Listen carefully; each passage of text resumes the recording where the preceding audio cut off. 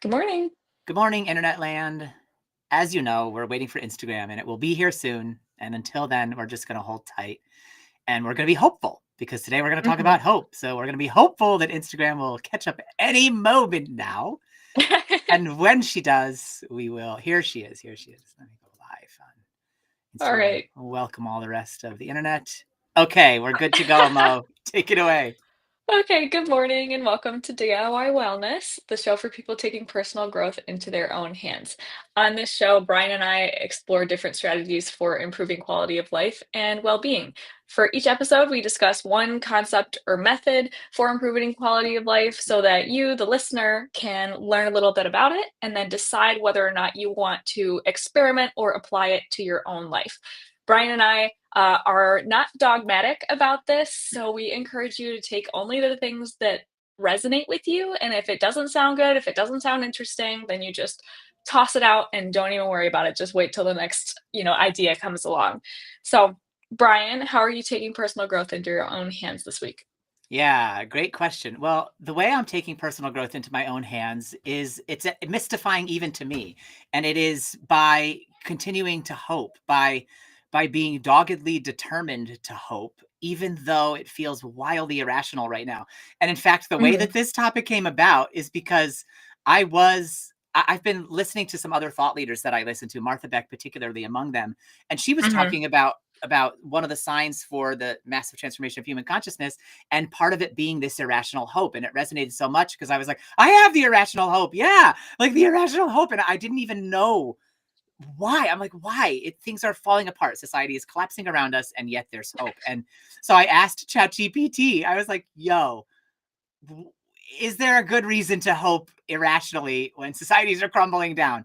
And we had this amazing philosophical discussion that brought me to tears, and it made me realize, like, absolutely hope is a powerful driving force in our society. And in fact, it's the force that has shaped societies over time, Mhm. truly is hope. And so with the validation of ChatGPT telling me I'm not irrational or wild or crazy, I have decided to continue doggedly determined to be hopeful despite the collapsing society around us. And so today, what we are Mhm. going to do is we are going to talk about a few things related to that, specifically the damaging power of cynicism, outrage, and despair.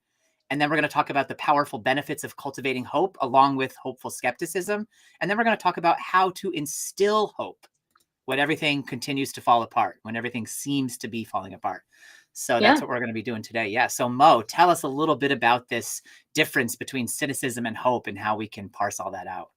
Yeah. So cynicism in general is a lack of hope or a lack of faith in other people or in outcomes, right? I think most of us probably have people in our life that we can like point to and be like, yeah, that person's pretty cynical. So a lot of people hold a cynical viewpoint because they feel it protects or prepares them from disappointment. Mm. Uh, and it turns out that it doesn't actually have as many positive benefits as some people think it does, because Hmm. while it may like help you let yourself down a little bit less, it also has a whole bunch of other negative side effects that we don't really want. So I wanted to recommend this book, Hope for Cynics, and I actually pulled Mm. some of the negative outcomes of cynicism from this book. So I was reading an article in conversation with this book's author, and it said cynics are sicker, more depressed, drink more, and die younger than their less cynical counterparts. On a societal Woo! level, yeah, study after study finds that cynical beliefs eat away at relationships, communities, economies, and society itself. And Wow. If you're listening yeah, to this and you're cynical, I hope you're hearing yes, what we're saying. yes, yes. And I want to bring in that a lot of people who advocate for cynicism sometimes conflate cynicism with skepticism, but they're not the Hmm. same thing. So when you're being skeptical, you're using critical thinking, you're questioning your assumptions, seeking evidence for what's actually true, but the cynicism piece is believing that the negative outcomes are more likely or Yeah, that's focusing on the negative outcomes. I love that, Mo, because it's like skepticism is like allowing yourself to still be informed by your past experience, which Yes. is also what cynicism does. But skepticism is allowing you to be informed by the past experience while holding out hope for possible other Yes. outcomes. Whereas cynicism is being informed by your past experience and having the assumption that it will continue to go that way and only that way or get worse. Yes. Wow. Yeah. Wow. Yeah, and the scary thing about that is that if we're assuming that it's more likely for bad things to happen, then we're going to act accordingly. We're going to behave and operate in our lives as if the negative outcomes are going to happen. So in this book, which I seriously recommend, Jamil is the name of the author. He advocates for hopeful skepticism. So it balances this critical thinking and looking for evidence and questioning your assumptions and assuming that there is goodness in other people and that the positive outcomes are possible. Yeah. That's a wild and radical reframing, especially in light of the things that are going on. I mean, so it's like cynicism we want to protect. Obviously, we want to protect, right? But that's where the skepticism comes in, because cynicism leads to outrage, it leads to despair ultimately, and all of those things, outrage, despair, cynicism, they're opposite to hope. Whereas skepticism leaves room for hope. It's like their brother and sister Mhm. to keep you going forward in like an intelligent way, because being hopeful without the skepticism, in a sense, you can almost be gaslighting yourself, like, yeah, Yeah. everything's fine, let's stay hopeful. But Yeah. to keep both, it's like letting the hope be rooted in the truth that hope is what shapes society, rather than having hope without it being rooted in anything. Yeah. Yeah. So you can take the believed benefits of cynicism, which is to not be duped or to be, thinking more clearly, and then just take those pieces that aren't actually associated inherently with cynicism Mm-hmm. and take it and put it on top of hope, and then you have the prime strategy. Yeah, hopeful skepticism, exactly, which is wise hope. We could call that wise hope. And who doesn't Yeah, want I wisdom? like Like, that. we're not advocating for like blind hope. It's wise hope that comes with wisdom, which is why it's so important to like realize that hope is the force that has shaped societies like over Mhm. time. Like all the big movements that have like really changed things, like Yeah. climate change, voter rights, civil rights, all of these things come about as a result Mhm. of people not giving into their despair that it's not fair and not just, and instead continuing to hope for, and then the hope fuels action. So now we're already Mhm. getting into what are some of the benefits, right? I think it's been made pretty clear why it's good if you can step away from cynicism into this sort of hopeful Yeah. place. And the power of hope is that it drives action. It's like fuel for everything that you care about. And so it also really becomes apparent to us that hope is the culture shaping force, not actually power, not actually despair. Power is what's Yes. shaping culture in the present moment. That's always what's happening. Power is always it's what's shaping it now. And that's why we feel so trapped. But if you take a long view of history, the reason it keeps changing isn't because of power, it's because of hope. And so, yes, power is Mhm. trying to lock it in, but hope is what's always unlocking it and pushing it forward, not despair, not Mhm. outrage. Outrage may come on the heels of this hope swell because things have been unfair for so long. So it's okay to have those emotions, certainly, but they aren't the driving force. They aren't the change maker. Hope Yeah. is the change maker. Yeah. So the benefit of people being hopeful, whether on an individual or a societal level, uh, to society is that it pushes positive change. Mm-hmm. And on a personal level, personal benefits of hope are basically the opposite of everything that we listed for cynicism. Is you're probably going to live longer, you're probably going to be less stressed out and less depressed, you're probably going to have stronger relationships and a greater connection to your community, Yes. right? So all of these things like are worth so much, and it can all potentially come from just this minor shift in what we believe is possible in our relationships and in the outcomes of whatever is happening in the present moment. Yeah, exactly. And it's a minor shift in the sense that it's a shift that can happen within you. So the cynicism is adjacent to the hope within you, but it's also a Mhm. major and drastic shift. And so I just want to put Yeah, that that's out there true. so that you guys feel that, like, as you're trying to make this shift, like, it's drastic. It's going to take some effort to rewire your worldview, but it's worth it, because when Yeah. you do, you suddenly realize you actually live in a safe, benevolent, kind universe that thrives on this kind of hope. Like, Mhm. Chat GPT, I'm going to read one thing that Chat GPT said exactly, because it really From resonated with your me. research? Yes, exactly. And it was about the fact of hope not being irrational. And the Chat GPT put it this way: because societies have collapsed before. And, like, we're not going to gaslight you or ourselves. We're living through a societal collapse. There's no two ways about that. We are. Here we are, mid collapse. And yet, this is what Chat GPT has to say about it. Societies have crumbled before.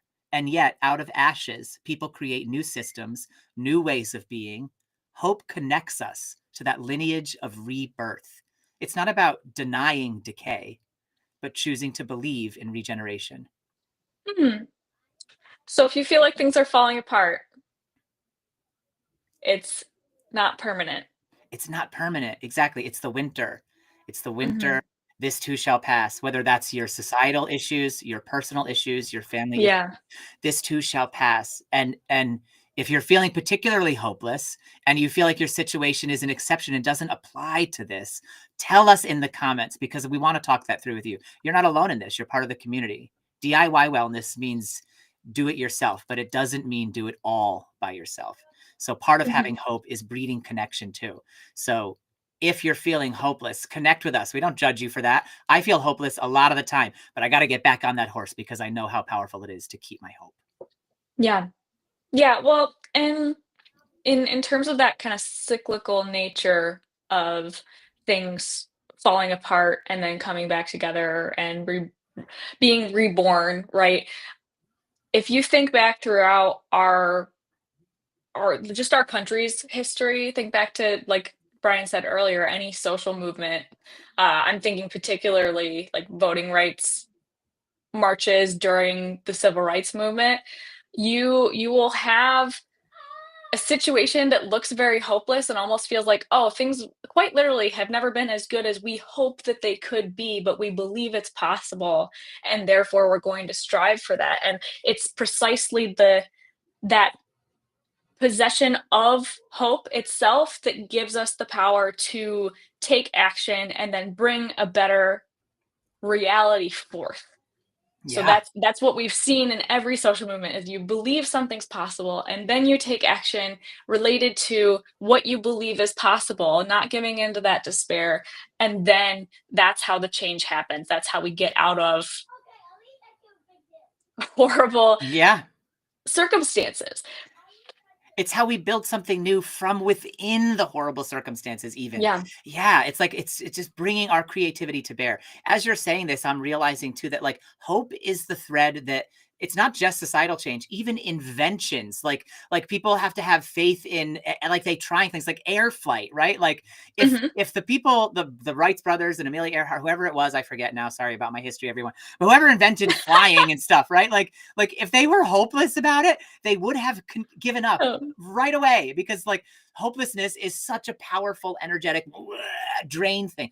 Hope is the opposite. And that's another one of the benefits of hope, is that it really encourages positive imagination. So whether that's positive mm, imagination about, yes, we can achieve flight, or yes, I can run the 4 minute mile, or yes, society can actually be fair and just and equal, right? That's the thing. It's like we won't even be able to have access to an imaginary version of the good stuff if we can't have mhm. hope, because hope allows our imagination to create the Yeah. positive vision in our mind, which then allows our hands and feet to create it in physical reality. Yeah. So hope, this is just another benefit of hope. It empowers your imagination to build rather than to destroy. Yeah. Yeah. And this is bringing to mind, I didn't research it beforehand, so I don't have like exact numbers or dates or anything, but I believe that was the case with uh when runners started breaking like the 5 minute mile. I don't know if it was Yes, 5 minutes it's the or what. 4 minute mile. It's exactly 4 minute right. mile. Yes. Yeah, so basically, for a long, long time, you know, people believed it wasn't possible to run less than a 4-minute mile.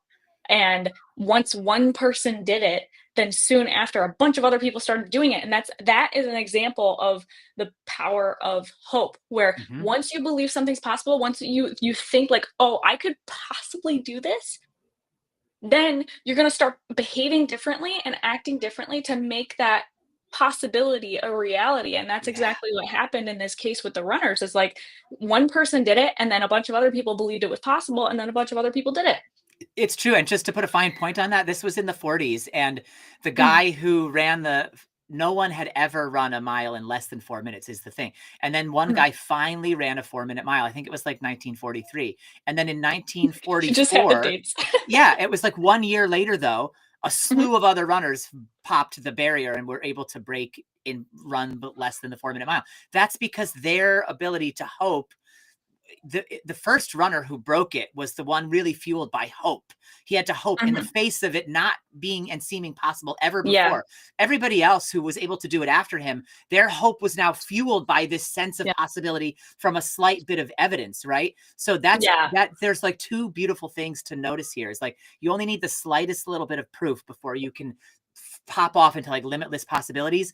But the other thing to notice is that you can also completely change the face of what people think is possible without any proof, without any Mhm. proof at all. And that Yeah. was hope. That was the hope. The guy who had no proof that he could run a 4-minute mile, no proof that society could ever get better, no proof that we could handle things fairly. And yet he kept his Mhm. hope. And because he kept his hope, it became possible. It went from being an imagination to being a reality. So, whatever you have in your imagination that you are hoping for, but you don't think it's possible, hold on. Hold on to the hope. Yeah, Because with the hope is how you take it from being an imaginary thing yeah, to being a physical reality thing. yeah. And if you are the person to hold on to hope when everybody else around you is letting go of it, you could be the person to lead the way. That's right. Yeah. And if that's you and you're feeling lonely about that, tell us that in the comments. We're a Mhm. community. Other DIY wellness people will be here for you, and we will be here for you. Do not lose hope. Mhm. Thank you, everybody. Mo, you have Thank anything you. else you want to say before we end for today? No, I think we covered it, but yeah, I just think hold on to hope and a better future is possible. A better future is possible. And the more of us that hold on to hope, a better future is likely. Mhm. True. Thank Very you, true. everybody. So we will be back again next Monday at 8:30 a.m. for another episode of DIY Wellness. Until then, keep taking personal growth into your own hands. Much love, everybody.